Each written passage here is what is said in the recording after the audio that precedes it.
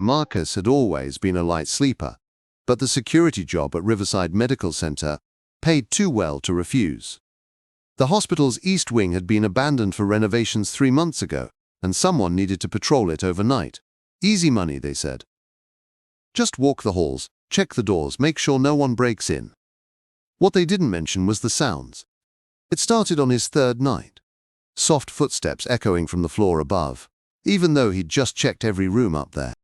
The elevators would ding softly at 2:17 a.m. every night, doors sliding open to reveal empty shafts. The power to that section had been cut weeks ago. Marcus told himself it was the building settling, old pipes, anything rational. But when he found wet footprints leading from the defunct hydrotherapy room to the stairwell, perfectly shaped like bare feet, he started carrying his flashlight even when the hall lights worked. The footprints appeared every night now, always the same path, always wet, though the room had been bone dry for months. On his 7th night, Marcus decided to follow them. The trail led up 2 flights to the old psychiatric ward. Each step squelched slightly under his boots, the water seeming to seep through the worn linoleum. His flashlight beam danced ahead of him, catching glimpses of peeling paint and rusted door frames.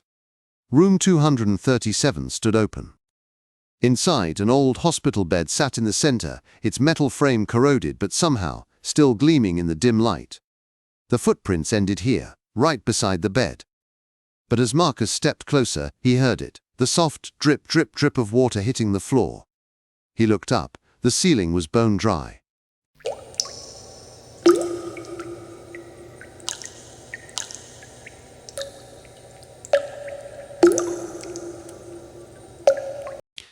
The dripping grew louder. Marcus spun around, his light sweeping the room frantically. In the corner, barely visible, stood a figure in a hospital gown. Water streamed from its hair, its clothes pooling at its feet. "You're not supposed to be here," Marcus whispered, his voice cracking. The figure's head tilted. When it smiled, Marcus saw that its teeth were black, rotted. Water poured from its mouth like a broken faucet. "Neither are you," it gurgled. Marcus ran. Behind him, he could hear the splash, splash, splash of wet feet giving chase, growing closer with each step. The elevator dinged as he reached it, doors sliding open to reveal the empty shaft, 3 stories down. He took the stairs. Every door he passed burst open as he ran.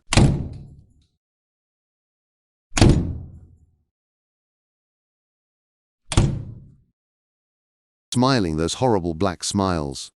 The stairwell filled with the sound of rushing water, as if the building itself were flooding from the inside out. Marcus burst through the exit door into the parking lot, gasping in the cold night air. Behind him, the abandoned wing stood silent and dark. No water, no figures. Just empty windows staring back at him. He called in sick the next day, and the day after that. Every rainstorm, every dripping faucet brought back that smile, those rotted teeth. He'd wake up in cold sweats, his sheets soaked, the taste of stagnant water in his mouth. 3 weeks later, they found him in his apartment bathroom. The coroner said he'd drowned, somehow, impossibly, drowned in 2 inches of water in his bathtub. But the neighbors reported something strange. For hours before they found him, they could hear water running in his apartment, like a broken pipe flooding the place. When the landlord opened the door, the apartment was bone dry, except for the wet footprints leading from the bathroom to the front door.